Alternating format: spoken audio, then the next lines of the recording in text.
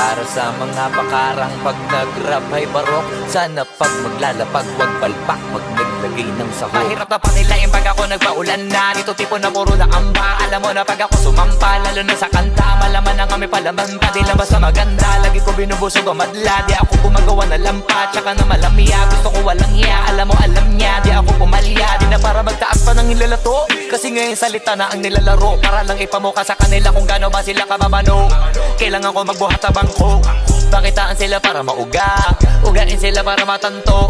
Ipakita sa mga pagmumuka nila kung paano ang tunay na hambog. Nakabakat ako sa mapa, kahit hilingin mo na mapasama pa. Alam mo na masanay ako sa papag, tsaka lahat ng dapat ay nagawa na. Kaya nandito na ako sa malambot na kama. Isa yan sa mga bagay na wala ka. Iniisip ko na ganito ka sana, kaso nga lang di ka pa pinagpapala, tsaka pinapalad do baka napasama pa. Habang ako alam mo na iba talaga pag kumarakas, kita mo na laging tumatama para di na minamalas.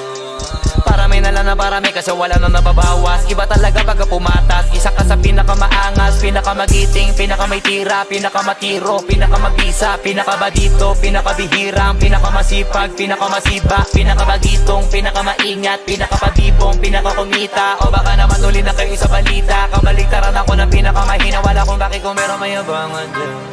Sa totoo lang wala pa yan sa